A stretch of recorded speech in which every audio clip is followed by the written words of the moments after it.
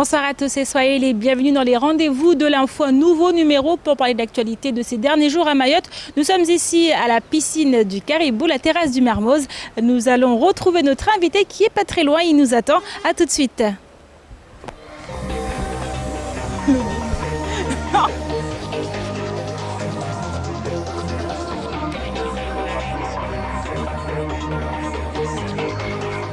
Je viens de retrouver mon invité, il s'agit de Yann Durosa, enseignant syndicaliste. Yann, bonjour. Bonjour.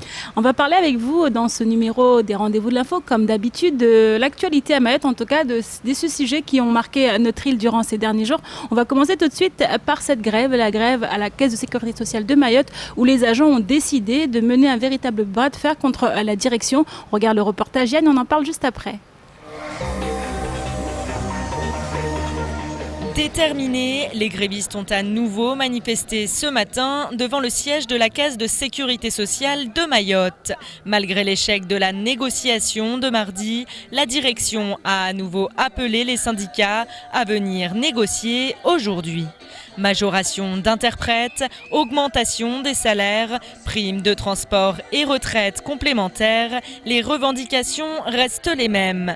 El-Anis Saïdi et Maria Mousseni nous en disent plus. La prime de transport, elle existe, elle a un accord, mais maintenant aujourd'hui on demande à ce qu'elle soit réévaluée, puisque quand on parle de transport à Mayotte, on n'a que le taxi comme transport. Et ce qu'on nous verse ne suffit pas à couvrir les frais de transport pour venir travailler. Nous, on ne va pas lâcher, on va se mobiliser jusqu'à ce qu'on puisse avoir enfin la retraite complémentaire. Parce qu'effectivement, la retraite de base à Mayotte, tout le monde le sait qu'après 30 ans de carrière, on a environ une retraite de 300 à 400 euros et ça, c'est insuffisant. Et la retraite complémentaire reste le point phare des revendications salariales.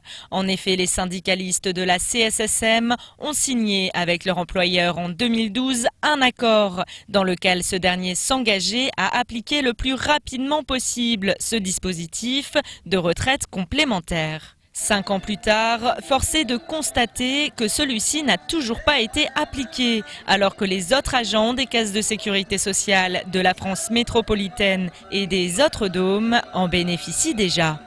Et aujourd'hui, les grévistes déplorent devoir recourir à chaque fois qu'ils revendiquent leurs droits au blocage des institutions pour se faire entendre.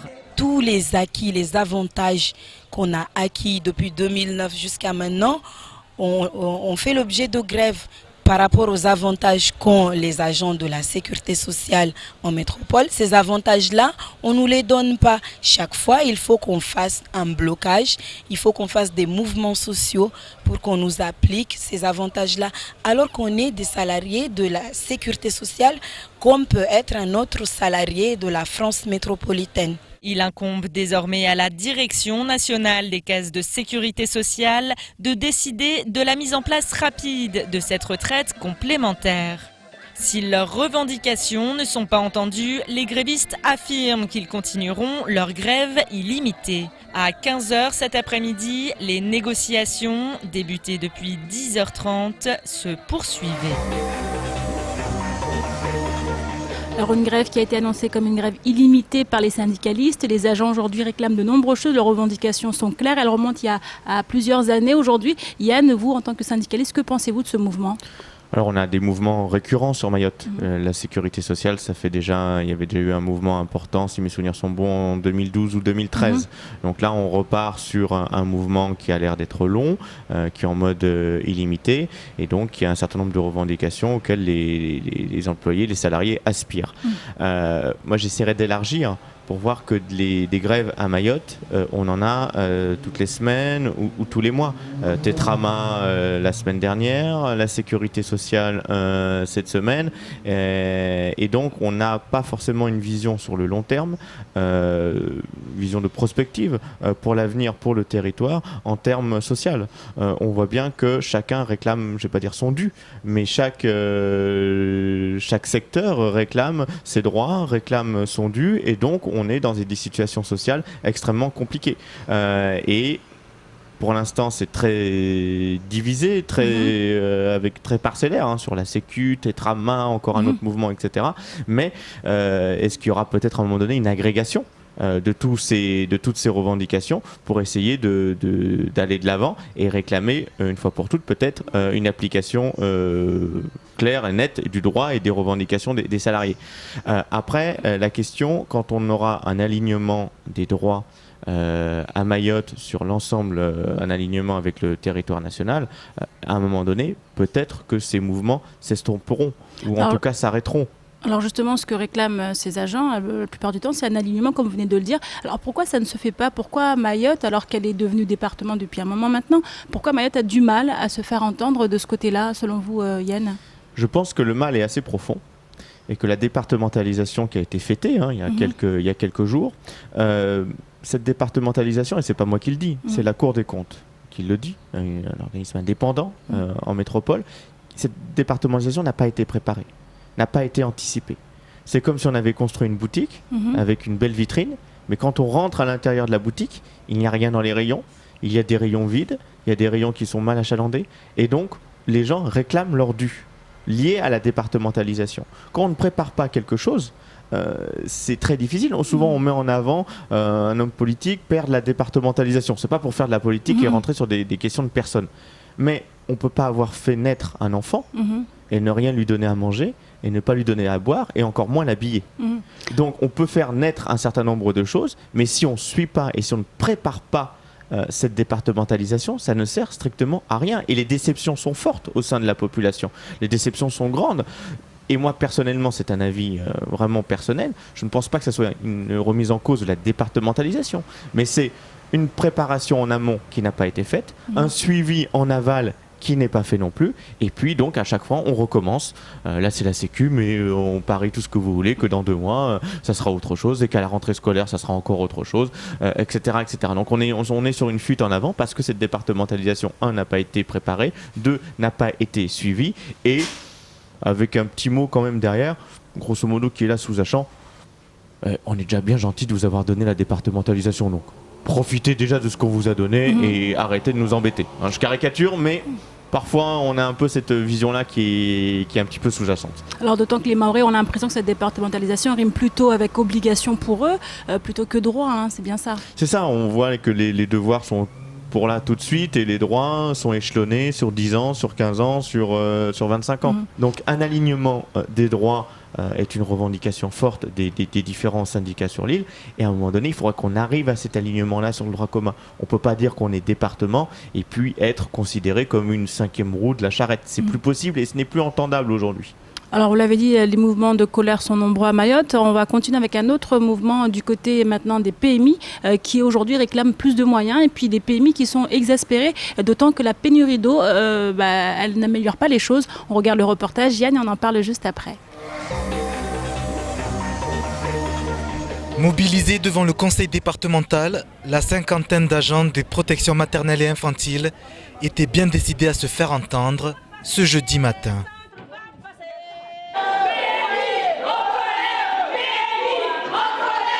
Un droit de retrait mis en application par les employés de la PMI afin de revendiquer à nouveau de meilleures conditions de travail pour assurer leur mission. Des doléances promises depuis le temps, mais toujours attendues. Chaque année, on nous dit l'année prochaine, on nous dit cette année, on fait des commandes, il y a par-ci, par-là, mais on envoie et on est fatigué, on en a marre. Il n'y a rien du tout. On est en 2017 aujourd'hui, de 2004 en 2017, on dirait que c'est de 2017 en 2004. On dirait qu'on recule en fait. Au lieu d'avancer, on recule. C'est dommage, c'est catastrophique. Les PMI ont pour mission globale d'assurer la protection et la promotion de la santé, de la famille et de l'enfance. Mayotte compte près de 22 établissements, dont 5 dans le sud de l'île, soumis notamment depuis plus de 3 mois aux coupures d'eau. Une situation insoutenable. Indigné des conditions de travail que le conseil départemental nous offre depuis des mois et des années. Nous travaillons sans matériel, sans gants, sans savon, sans seringues, sans climatisation. On avait demandé quelques bouteilles d'eau pour les nourrissons et les enfants. Le conseil départemental nous a refusé de nous donner des bouteilles d'eau alors que les PMI n'ont pas d'eau potable. On est méprisé par le conseil départemental. Il ne faut pas oublier que les PMI sont sous le contrôle du conseil départemental qui devrait être exemplaire sur ce sujet puisqu'on est vraiment dans le social, qui qui est domaine de compétence du conseil départemental. Après 1 heure de manifestation, les salariés sont accueillis par le vice-président chargé du social.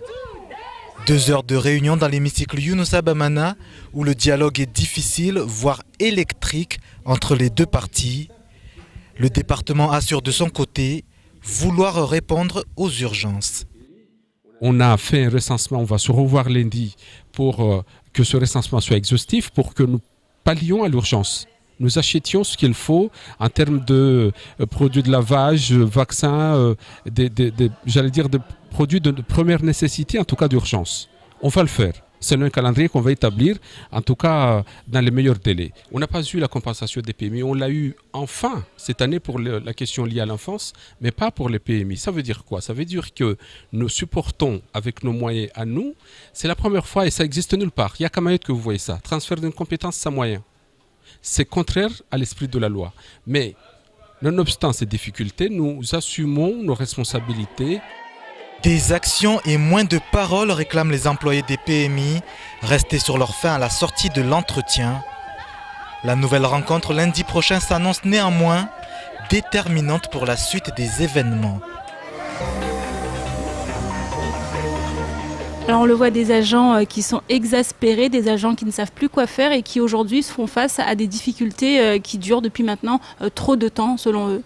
Là encore, qu'est-ce qu'on paye? On paye un manque d'investissement. On paye un sous-investissement dans le département depuis des années et dans le territoire de Mayotte depuis des décennies. Et donc le rattrapage, il doit être extrêmement important. Là, on parle des PMI et de l'accès aux soins dans les villages. On parle des problèmes du secteur hospitalier.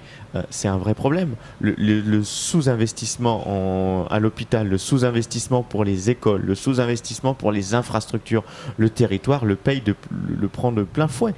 Et ça, c'est un vrai problème pour le département. Quand on n'aura pas exiger ou demander un plan de rattrapage en termes d'infrastructure, une sorte de plan Marshall, mais il y en a plein qui le demandent depuis des années à Mayotte, ou comme actuellement ce qui est demandé en Guyane.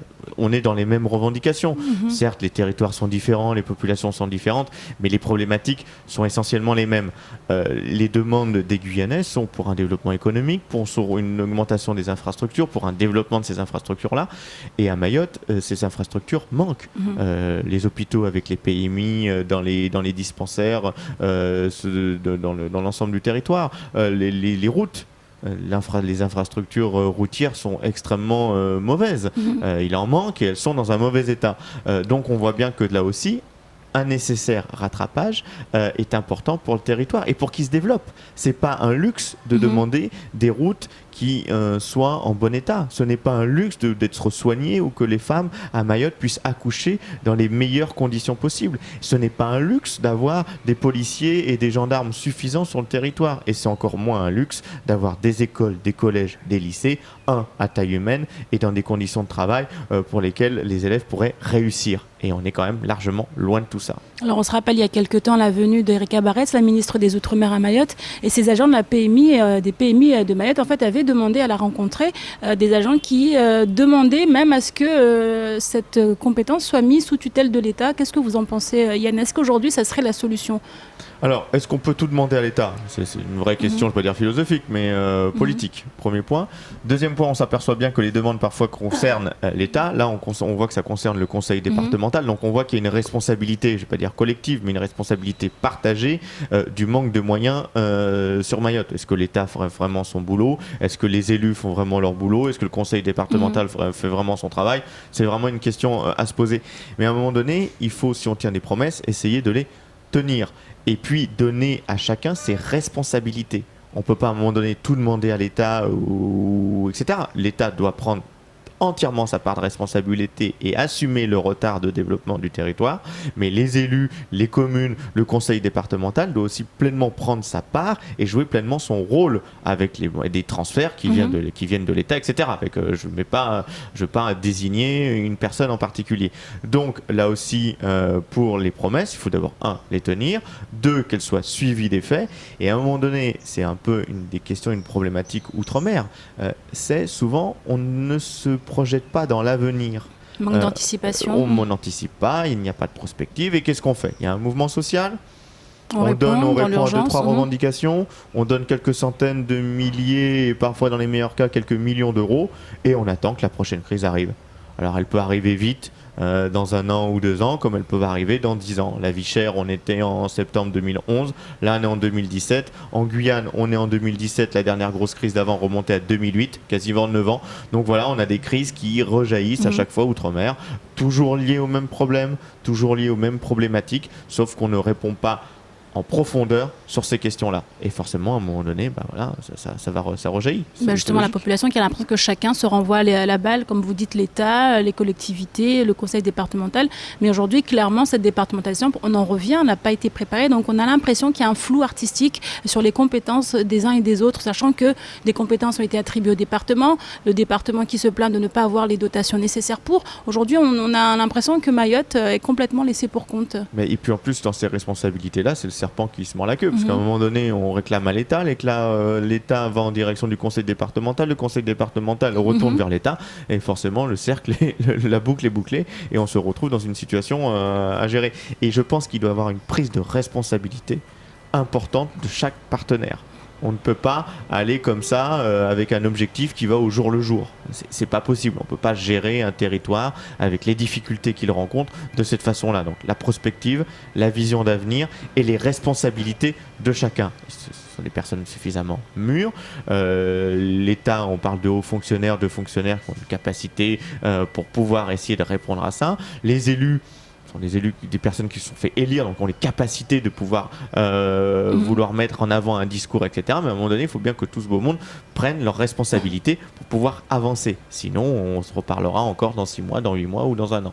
Alors allons maintenant du côté de l'éducation, notamment avec le SNUPP-FSU qui aujourd'hui monte au créneau concernant ces coupures d'eau qui donnent lieu à des fermetures d'établissements scolaires.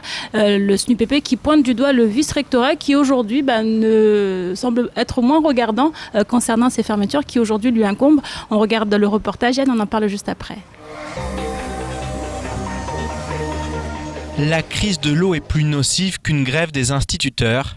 Ces mots viennent du syndicat SNUPP-FSU qui s'insurge contre des fermetures d'écoles dans le premier degré, alors même que dans le second, les établissements fonctionnent normalement. Selon les représentants du syndicat, l'absence de réaction des autorités de l'île et des parents des élèves, qui étaient pourtant très actifs pendant la grève des enseignants du premier degré de novembre à janvier 2017, est plus que surprenant, d'autant que les coupures pourraient reprendre dans les prochaines semaines.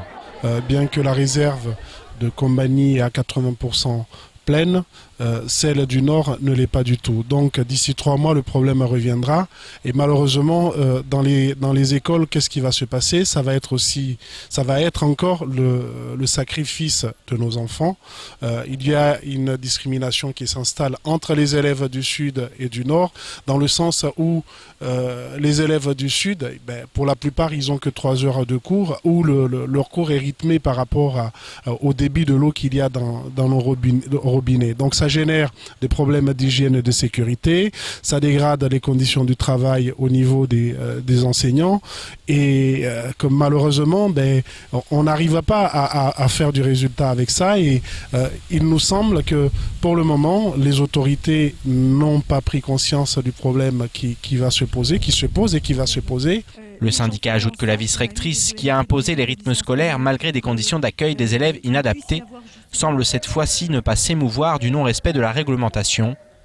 Autre problème dénoncé, l'indemnité temporaire accordée aux fonctionnaires pensionnés, relevant du Code des pensions civiles et militaires de retraite. Les collègues qui sont dans le premier degré, qui sont partis à la retraite, qui réunissent toutes les conditions pour bénéficier de cette indemnité-là. C'est en quelque sorte une indexation de la retraite pour les collègues ayant servi dans l'outre-mer.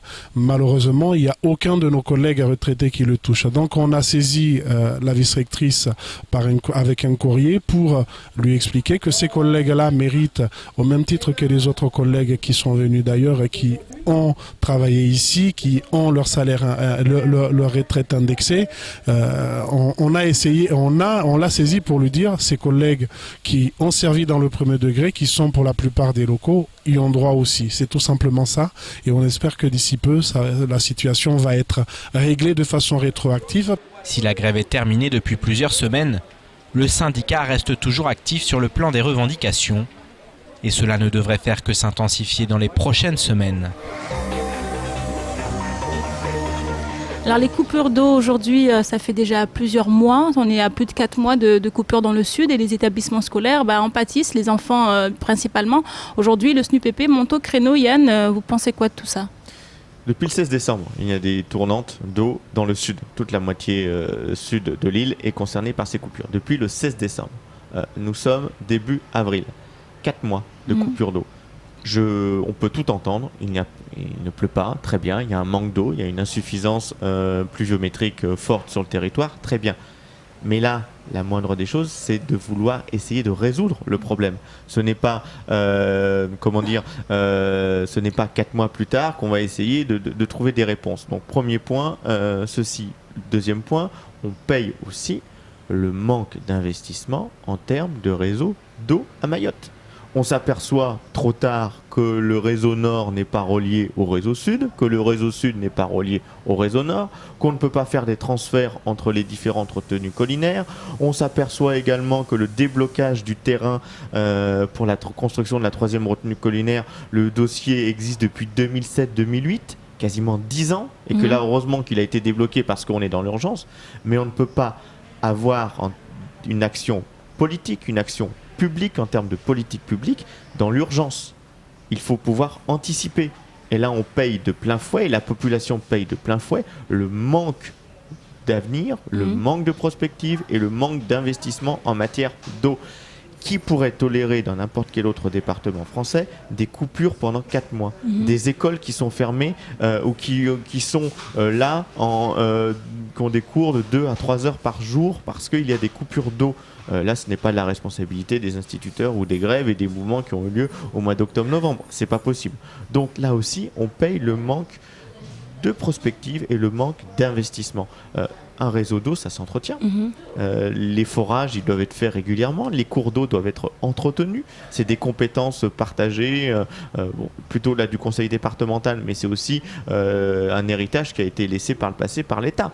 Donc on voit bien aussi que les responsabilités partagées doivent être prises par ces différents acteurs. Et on doit aller de l'avant là-dessus. On doit pouvoir construire un réseau d'eau et d'assainissement digne de ce nom à Mayotte. Alors un tanker, ça ne résoudra pas la situation. La construction d'une 3e collinaire, d'une retenue collinière va pas se faire du jour au lendemain. La construction d'une usine de dessalement ne se fait pas du jour au lendemain. C'est des investissements sur des mois ou sur des années. Et là, on doit résoudre maintenant un problème d'eau. La saison des pluies est finie. Et donc, maintenant, on doit faire la jonction jusqu'au mois de décembre prochain. Donc forcément, à un moment donné, tout le territoire va être concerné par les coupures d'eau à la fin du ramadan ou à la rentrée scolaire. Vous imaginez bien les difficultés que cela peut poser. Alors justement, on parle de ces enfants qui aujourd'hui sont privés d'école à cause de ces coupures d'eau. On va revenir sur toute l'année. Cette année scolaire a été une année catastrophique pour les enfants. Aujourd'hui, comment, en tant qu'enseignant, comment on peut imaginer, est-ce que ces enfants vont pouvoir rattraper ce retard ou c'est un retard qu'ils vont devoir traîner sur le reste de leur scolarité ? Mais on le voit, un retard d'une année scolaire ne se rattrape pas comme ça. Et après, quand ils arrivent au collège ou encore mieux au lycée, les lacunes sont là, les lacunes sont profondes. Et après, il est difficile de rattraper tout ça. On parle souvent de génération sacrifiée. Mais ce n'est pas aux enfants de Mayotte. Qui soient nés en 2004, 2003, 2002 ou 2006. En 2017, on parle encore de générations sacrifiées à cause de problèmes d'eau, de problèmes d'infrastructure. Les infrastructures n'ont jamais été faites, les investissements n'ont pas été faits, ou s'ils ont été faits, ils n'ont pas été suivis, ils n'ont pas été entretenus. Parce qu'on peut dépenser des millions d'euros pour une station d'épuration, mais si la station d'épuration n'est pas entretenue et qu'on ne fait pas le suivi derrière, c'est 10 millions qu'on a foutu à la poubelle. Donc, si là encore, on n'a pas une ligne politique claire pour le département, on en reparlera encore dans 1 an ou dans 2 ans de cette génération sacrifiée. Mais on sacrifie quoi? Des jeunes. Quel avenir pour ces jeunes? Je le disais souvent. Quel avenir on va leur donner? Quel enseignement supérieur on va pouvoir leur faire faire? Quel métier ils vont pouvoir avoir? Est-ce que Mayotte pourra donner un travail à tous ces enfants? C'est une vraie question. Et la réponse aujourd'hui, elle n'est pas là. On ne l'a pas. Et on sait très bien que les limites sont là et qu'on va avoir soit des jeunes qui vont se retrouver au chômage, on va avoir le chômage des jeunes qui va exploser, on va avoir des jeunes qui vont être frustrés. d'avoir des diplômes et de ne pas pouvoir travailler, de ne pas pouvoir exercer un métier. Et après, les étapes, on les connaît. Alors, cette génération sacrifiée, ça ne va pas se résorber du jour au lendemain, puisqu'on le sait, les problèmes sont nombreux, les moyens ne sont pas mis en œuvre à Mayotte. Donc, jusqu'à quand on va parler de ça, Yann ? Mais jusqu'à ce qu'on trouve une véritable prospective, jusqu'à ce qu'on trouve un véritable développement pour le territoire. Et qu'on suive et qu'on mette les moyens derrière pour pouvoir pallier ces manques. On ne peut pas continuer comme ça, on va dans le mur. Excusez-moi, on y est déjà. Alors, je pense qu'on est en train de s'enfoncer encore plus dedans, mais on y est déjà. Donc s'il n'y a pas d'investissement, si on ne se lance pas là-dedans, ça ne sert à rien et on se retrouvera encore dans 10 ans à vouloir discuter de ces questions-là. Merci en tout cas Yann d'avoir répondu à nos questions. Vous restez avec nous le temps d'une pause. On se retrouve pour la deuxième partie de l'émission. À tout de suite.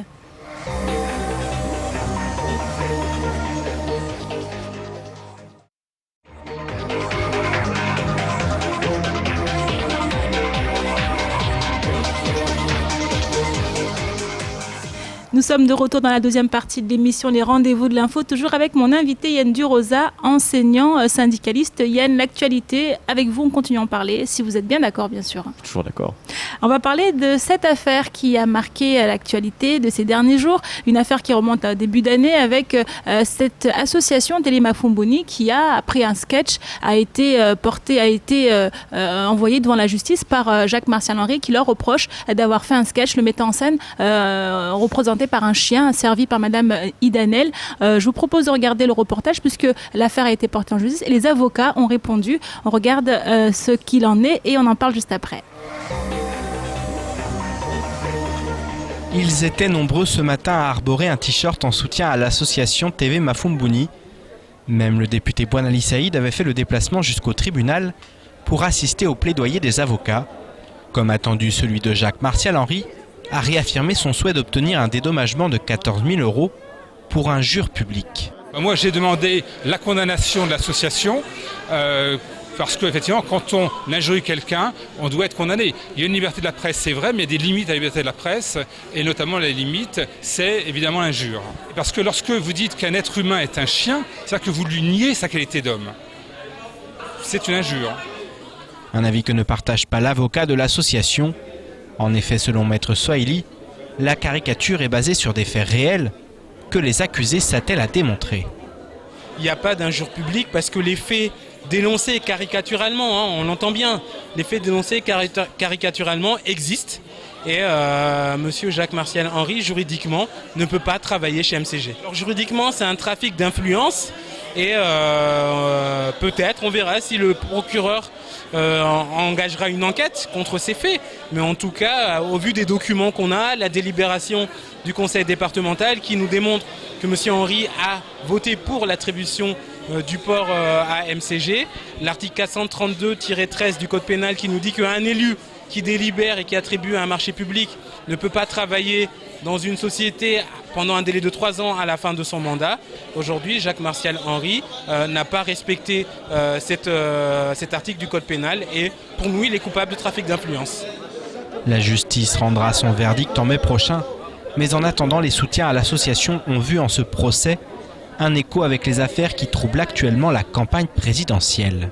Je suis aussi soutien des jeunes Mafumbouni qui sont aussi de mon village.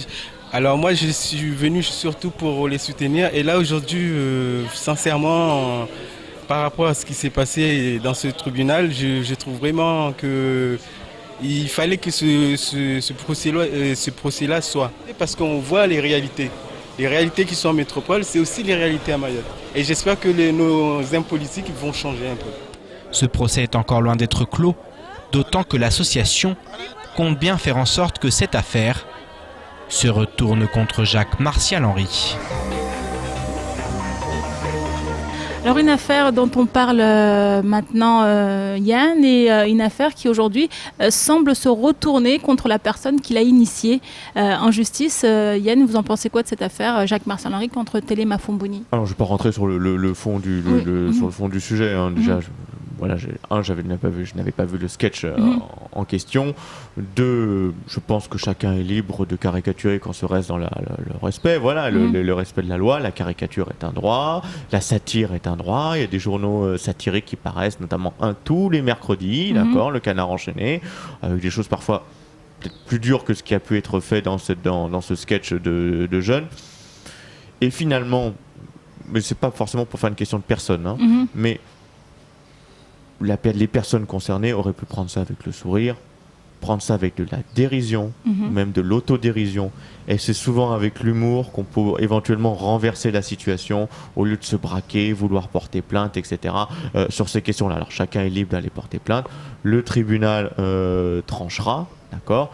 Et là, c'est vrai que l'information que vous donniez, c'est un peu de l'arroseur arrosé. C'est-à-dire qu'on découvre un élément dans le dossier qu'on n'avait pas forcément, et on arrive à de la prise illégale d'intérêt ou quelque chose comme ça. Si c'était voilà. Donc après, la justice fera son travail, mais néanmoins, la liberté d'expression, la liberté de caricaturer, de rigoler, de se moquer de nos puissants. Ça a toujours été quand même une des vertus de notre République, de pouvoir se moquer des puissants, de ceux qui nous gouvernent, de ceux qui nous dirigent.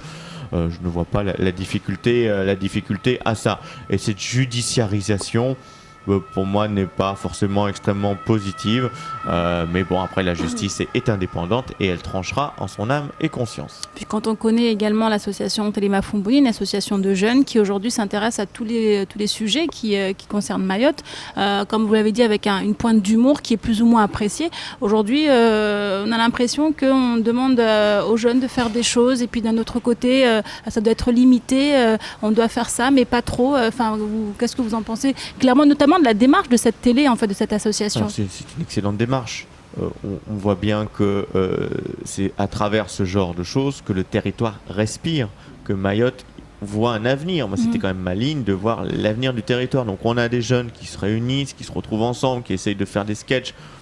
On aime ou on n'aime pas, ça c'est autre chose, mais qui essaye d'avancer, c'est plutôt une chose largement positive pour le territoire. On n'a pas des personnes à travers cette télé satirique qui se croisent les pouces, qui s'ennuient, et donc ils ont de l'imagination, ils ont une envie de faire... Voilà, ils suivent l'actualité, ils s'y intéressent, ils se mêlent, et on a des citoyens, une action citoyenne qui rentre ainsi dans la vie de la société. Et ça, c'est quelque chose qui est parfaitement positif, en dehors des sketchs qui peuvent heurter la sensibilité des uns ou des autres, ou l'amour-propre, surtout ça, l'amour-propre des uns et des autres. Après, chacun est libre de ne pas aimer le Canard enchaîné, Charlie Hebdo ou cette télé associative. Mais après, c'est la liberté de chacun, et laissons les gens libres. On a bien compris le message, Yann. On va maintenant parler d'un autre sujet. On va s'intéresser à l'environnement avec toutes ces actions qui sont menées notamment par Mayotte Nature Environnement, une fédération qui regroupe de nombreuses associations environnementales de l'île. Je vous propose de regarder ce reportage, Yann, et on en parle juste après. À l'occasion de la 6e édition de la Fête de la Nature, qui se déroulera les 12 et 13 mai prochains au lycée agricole de Coconi, la Fédération Mayotte Nature Environnement propose à tout un chacun de participer à des concours. Photographie ou bande dessinée, le thème de cette année est les super pouvoirs de la nature. Il y a 2 concours, le bande dessinée réservé aux scolaires uniquement. Donc on l'a lancé dans toutes les écoles, collèges et lycées de Mayotte.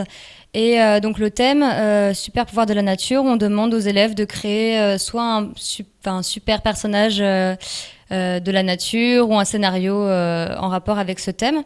Et pour le concours photo, donc c'est réservé uniquement aux adultes résidant à Mayotte. Et c'est pour montrer la beauté de l'île. On le sait qu'il y a beaucoup de déchets sur l'île, on le voit au quotidien. Et pour une fois, si on pouvait montrer les belles choses qu'il y a sur notre île pour continuer à protéger l'île. Tous à vos crayons, smartphones et appareils photo. Et autre rendez-vous à retenir, les naturalistes de Mayotte, association membre de la fédération MNE, organisent ce vendredi au 5-5 à 18h un café naturaliste sur la thématique des sols. Enjeu fondamental, ceci constitue en effet la base de notre alimentation et de notre santé. Pourtant, à l'heure actuelle, les sols sont en souffrance et aucune réglementation ne les protège. C'est pourquoi 350 associations européennes se sont réunies afin de lancer une pétition dans laquelle ils demandent que la Commission européenne reconnaisse le sol comme un patrimoine commun devant être protégé au niveau de l'Union européenne. L'eau et l'air sont protégés depuis très longtemps. Les sols, on peut se demander pourquoi, même si beaucoup ont déjà certains avis, mais on pourra en discuter lors de ce café naturaliste, pourquoi aujourd'hui le sol n'est pas protégé au même titre que l'air et l'eau. Ce sera l'occasion également de vous présenter cet appel du sol directement sur un stand où vous retrouverez en fait plusieurs documents pédagogiques, dont notamment une BD qui a été faite également par France Nature Environnement. Pour ceux qui souhaiteraient aller plus loin, vous retrouverez également sur le stand des documents pour comprendre ce qu'est un sol, ainsi que des éléments peut-être un peu plus de fond, des articles un peu plus complets, pourquoi protéger le sol. Donc n'hésitez pas à venir à ce café naturaliste pour en apprendre plus sur ce sol. Pour les intéressés, rendez-vous au 5-5 ce vendredi à 18h. Que ce soit par l'intermédiaire de concours, de moments d'échange ou de pétitions, toutes les manières sont bonnes pour se reconnecter à son environnement et pour le protéger. Alors la nature aujourd'hui, l'environnement, une démarche de plus en plus, en tout cas un sujet qui suscite de nombreuses démarches, de plus en plus d'associations s'y intéressent et œuvrent en faveur de l'environnement. Yann, vous en pensez quoi ? La nature à Mayotte, c'est l'atout du territoire. Si on veut se lancer dans le développement économique ou le développement du territoire dont je parlais tout à l'heure, ça passe par là. Ça passe par les touristes, ça passe par le tourisme, ça passe par la préservation de sa nature, de son lagon, de son environnement, de sa biodiversité, de son écosystème. Et donc, c'est un point fort pour le développement du territoire. Donc, si on ne fait pas attention, si on ne protège pas son propre environnement, qui le fera ?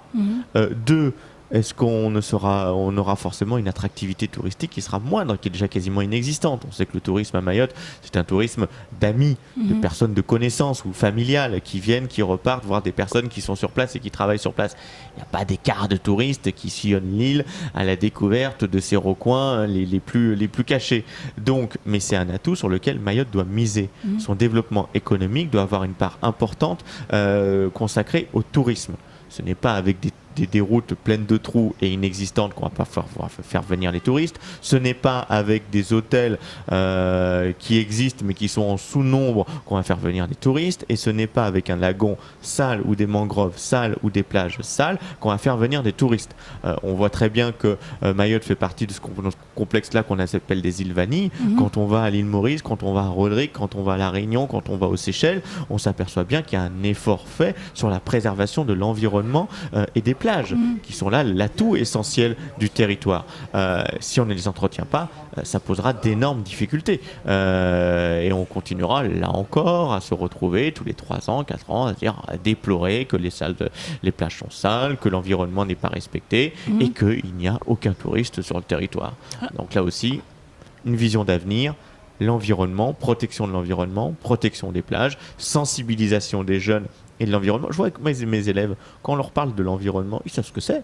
Ils savent très bien qu'il ne faut pas mettre de papier par terre. Ils savent très bien qu'il ne faut pas jeter une canette, etc. Il n'y en a aucun qui va dire « Ah non, il faut jeter la canette par terre et ça va pousser. » Mais qu'est-ce qui fait que ça ne marche pas dans ces cas-là alors, puisque les campagnes de communication, on les voit, elles sont menées en grand nombre à Mayotte tout au long de l'année. Les actions sont menées, les actions de nettoyage, que ce soit dans la mangrove, que ce soit dans les différentes communes. Mais aujourd'hui, on a l'impression que ça ne prend pas. Parce que beaucoup disent que les Mahorais ont d'autres préoccupations aujourd'hui qui font que l'environnement passe un peu à la trappe. Est-ce que c'est ça ou est-ce que c'est autre chose ? Je pense qu'il doit y avoir une responsabilisation de chaque partenaire et des citoyens à part entière. Cette responsabilisation doit se faire dans le prisme je me prends en charge moi-même pour pouvoir éviter, au lieu de dire que c'est quelqu'un d'autre qui va le faire à ma place. Et ce quelqu'un d'autre qui va le faire à ma place est parfois extrêmement compliqué, parce que ce quelqu'un d'autre n'existe pas, ou on n'a pas les moyens de payer le quelqu'un d'autre pour éventuellement nettoyer les plages. Donc quand on fait des voulées, quand on fait un certain nombre de choses,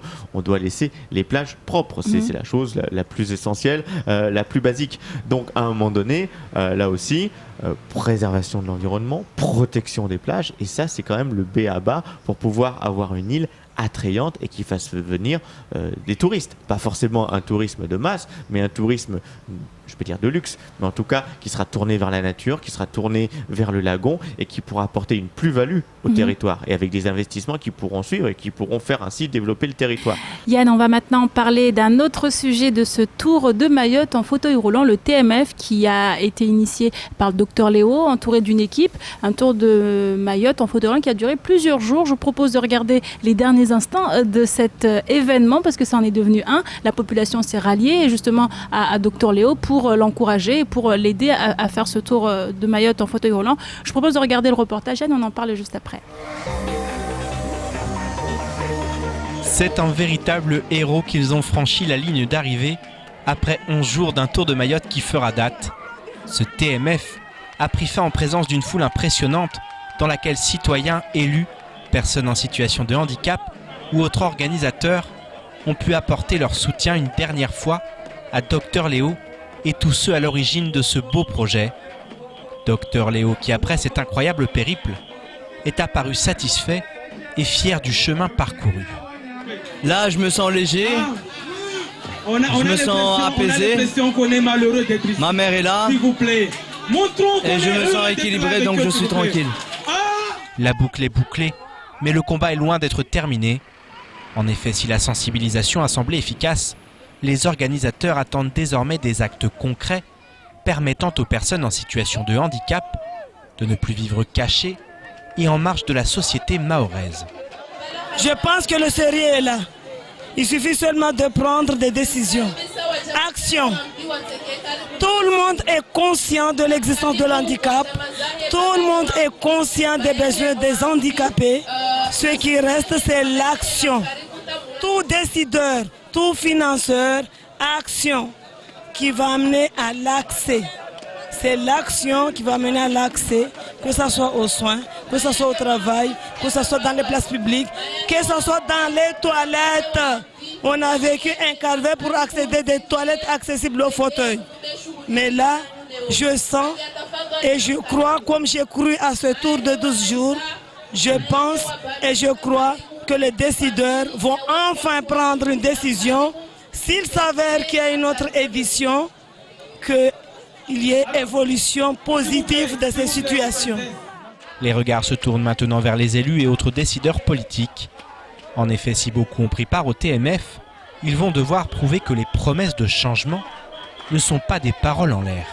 C'est un message pour nous les élus, c'est un message pour les responsables politiques, c'est un message pour tout le monde, pour dire que voilà, aujourd'hui, tout établissement qui sera construit doit tenir compte de ces critères-là. Il va falloir faire en sorte à ce que tout le monde puisse accéder à tout de façon égale. Prochaine étape pour tous les membres du TMF, le grand concert de solidarité qui aura lieu le 8 avril prochain au terrain de foot de Amjago. En attendant, c'est avec le slogan de Dr Léo que nous refermons cette page TMF. Une page qui devrait continuer de s'écrire dans le futur, car maladie se soigne, handicap s'adapte. C'est tout.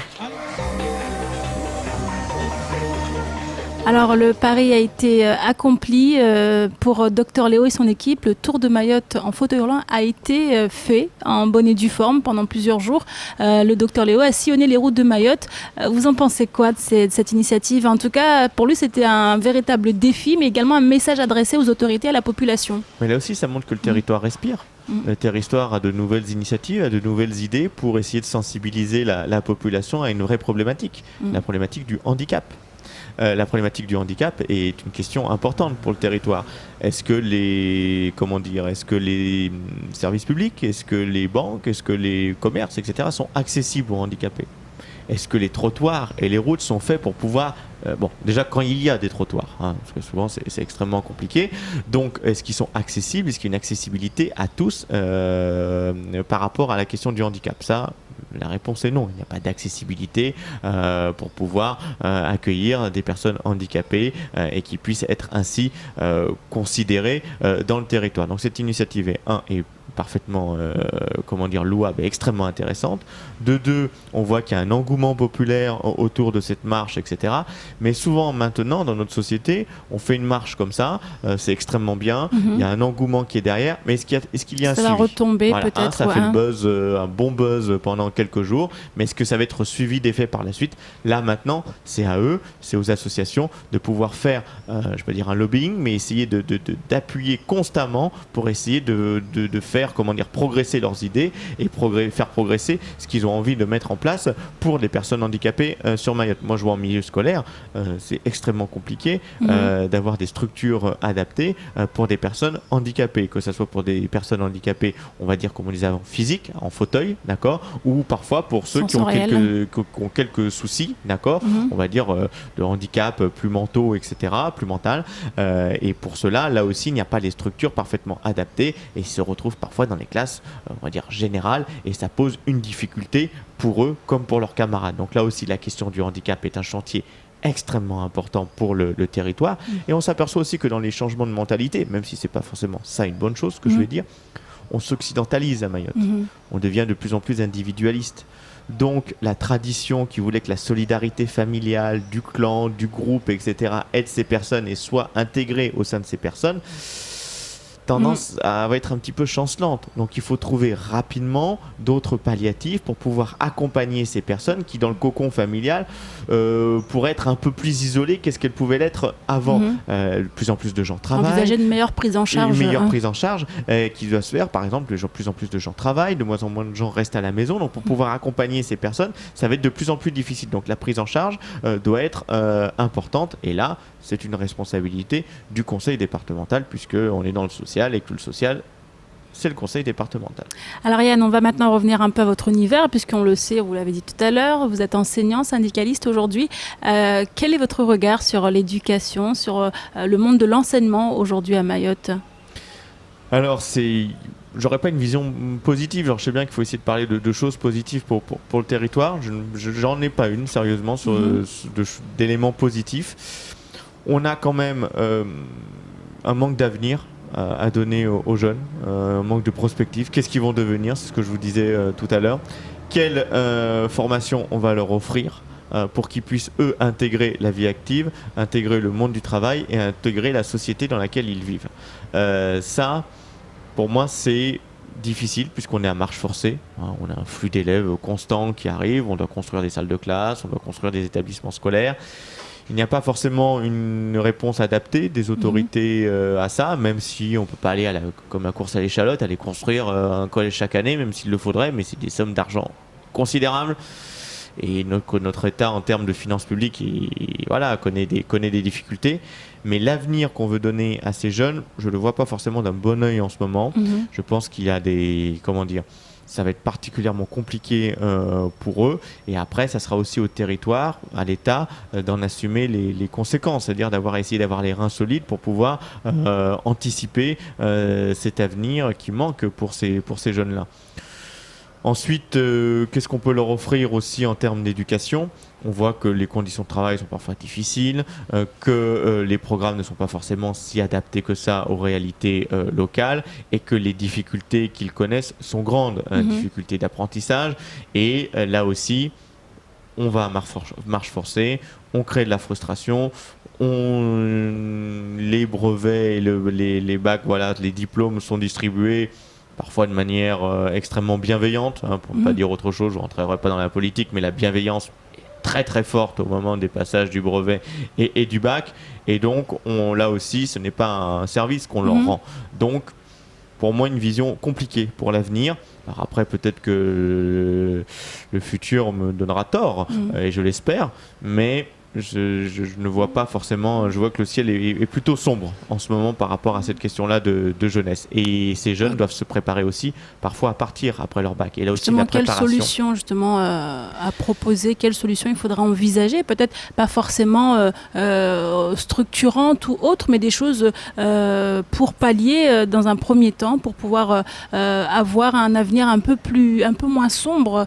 Puisqu'on le sait, on parle d'infrastructure, mais aujourd'hui c'est une question de Ouais, mais est-ce qu'aujourd'hui, il n'y a pas une politique autre à envisager en dehors de ces problématiques d'infrastructure? On sait que les difficultés sont importantes d'apprentissage. Donc, on doit avoir des méthodes adaptées, des groupes de classe réduits pour pouvoir essayer de faire le rattrapage en termes de lecture, d'écriture, de calcul pour un grand nombre d'élèves qui posent des difficultés. Ça passe aussi par la formation. Par la formation des enseignants, par le recrutement des enseignants. Je ne stigmatise personne, mais on a un nombre d'enseignants contractuels qui va exploser. Donc je n'oppose pas contractuel et titulaire, titulaire et contractuel. Loin de moi cette idée. Mais il y a une question de formation qui doit être donnée aux enseignants, d'accord ? Et cette formation-là permet aux enseignants de faire passer un savoir, de transmettre un savoir qui est parfois difficile à transmettre. Donc c'est en formant ces enseignants là aussi qu'on va pouvoir essayer d'améliorer les résultats et avoir des élèves qui savent parfaitement lire, parfaitement écrire. Mais c'est plein de petites pierres qu'on doit ajouter à cet édifice pour pouvoir progresser. Sinon, comme je vous le dis, on se donnera encore rendez-vous dans quelques années. Alors Yann, avant de nous quitter, un dernier mot peut-être. Bon, on voit que les enjeux du territoire sont nombreux, les problématiques sont importantes, et si on n'a pas dans les années à venir, on est en campagne électorale, et si on n'a pas dans les années à venir une volonté politique, mais avec un grand P, pas de politicaillerie ou de chimère, de petites chamailleries, si on n'a pas une vraie politique en termes de développement du territoire mahorais, ça ne marchera pas. Donc la prospective, on doit la voir, on doit la construire avec tous les partenaires, que ce soit l'État, que ce soit les élus et surtout avec la population. Ça doit venir de la population. Merci en tout cas Yann Durosa d'avoir accepté notre invitation et d'avoir répondu surtout à toutes nos questions, sans langue de bois bien sûr. Merci beaucoup à vous chers téléspectateurs de nous avoir suivis pour cette émission Les Rendez-vous de l'Info. On se donne donc rendez-vous la semaine prochaine pour deux nouveaux numéros avec de nouveaux invités et de nouvelles infos toujours sur KTV.